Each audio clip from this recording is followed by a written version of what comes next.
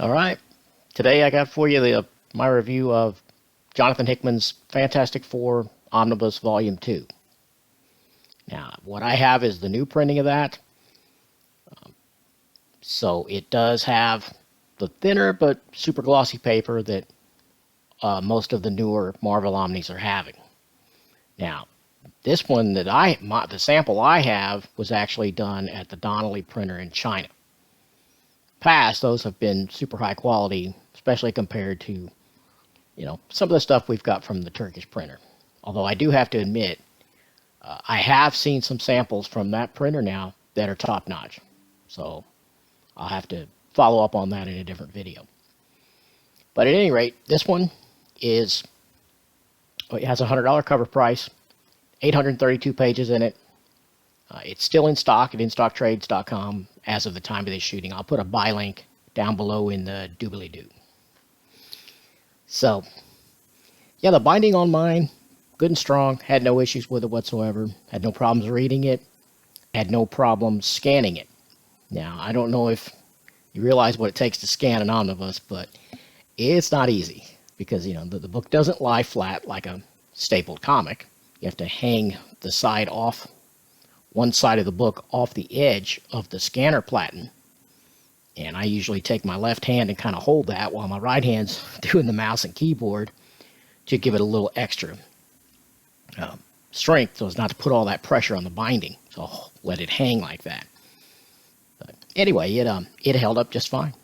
So I got no issues with that. Now, the super thin paper is sometimes a little distracting when you're reading and you see images and lines from the next page bleed through. So I hope we get it a little bit thicker. Now, I'm not one of those purists that has to have it as thick as the original generations of omnibuses. It would be fine to be a little thinner. I mean, I can deal with that. But sometimes it's way too thin, and that's the case here because it feels more fragile than it probably is. I mean, as you're reading it, you kind of stumble and grab it wrong, or maybe you hit your hand against the edge and it flips up. You're like going, shit, is it gonna tear? Because it's so thin. You're afraid of any little mishap like that could just rip it. It's that thin. It's not like some of the old Bibles, that have the literal tissue paper thinness. It's not like that, but it's enough to cause a little concern. When you drop this kind of money on a book, and just the mere act of reading it, if there's any little mishap, you're afraid it's going to tear. And that is a bummer. But yeah, I had no problems reading it, other than every now and then there was a little bleed through. It was a little distracting and a little annoying, to be honest. Now, as far as the creators on this one, of course, Jonathan Hickman wrote all of it, every issue that's collected here. Now, as far as the art, that's a completely different story. And I counted no less than 13 pencilers in this book. And, that would be okay in and of itself. But here, as is the case with a lot of modern collected editions, number one, there's no page numbers, which to me is ludicrous. I mean, no page numbers. There's a table of contents that lists all the stories and full credits for that. But there's no issue numbers listed. There's no page numbers to be found. And to make it even worse, as you're reading the book, there are page breaks, like a chapter break where a new issue starts. And they've selected some art from that, and they've done this sort of a wash effect where it's lighter.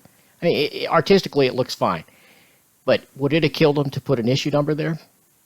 I don't think it would.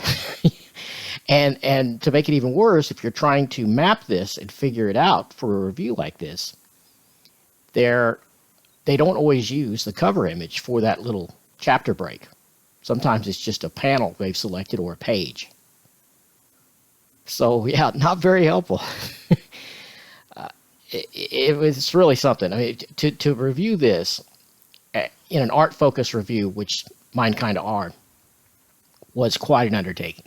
I mean, I had to use almost a full pack of Post-it notes.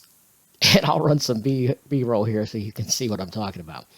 What I did was I pulled up a website resource I use. It's the Marvel wiki. I don't think it's officially Marvel, but it's a great site. I'll put a link to that down the doobly-doo because it was invaluable for me in making this, quite frankly. So anyway, I used that resource, and I used a Word document, and I listed all of the contents, and then I figured out the artists for all those. Now, it was particularly difficult for issue 600 because there's about 6 sections, and each section has a different artist.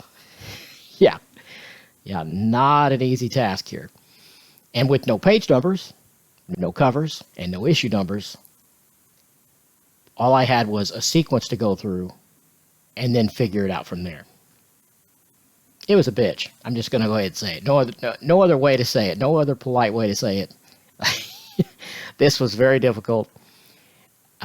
Yeah, so you're welcome. If you're getting any usage out of this video, it was that bit took some research and some doing. But hey, you do things for the things you love, and I do love this. So, yeah.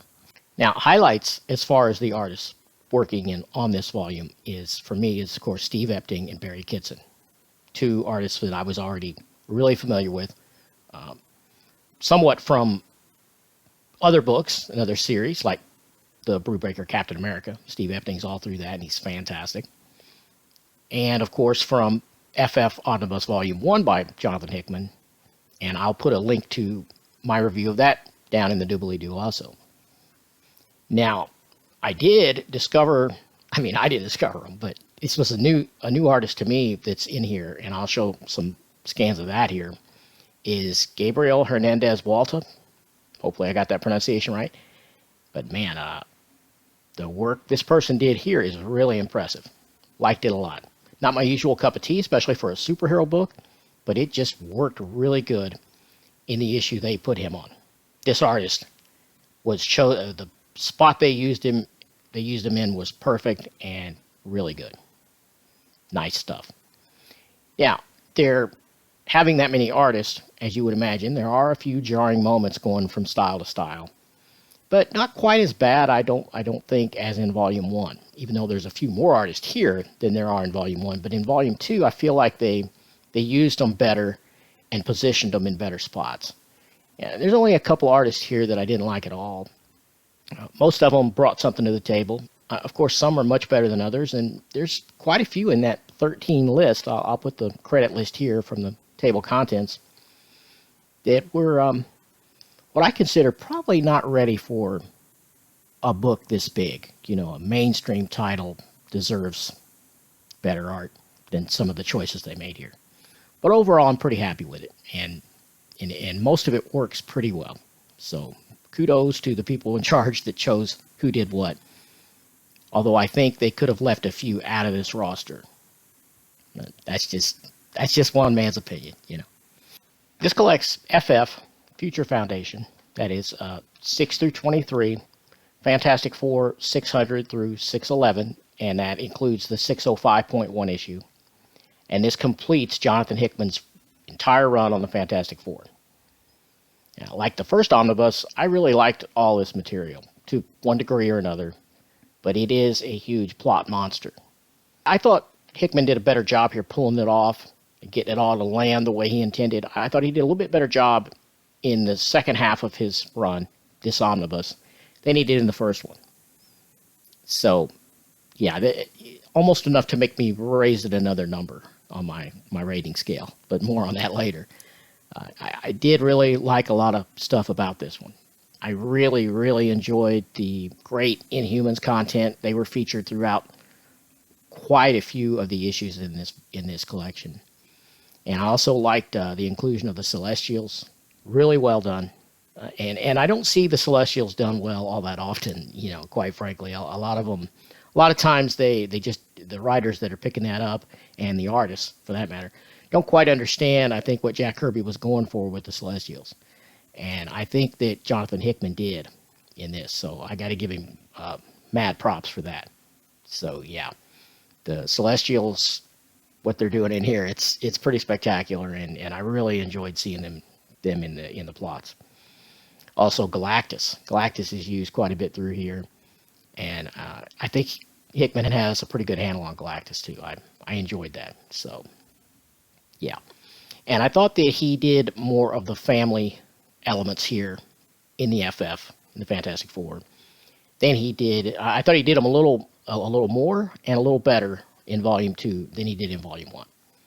Now, of course, this volume really can't stand alone at all. You need to get the other one and read it first, of course.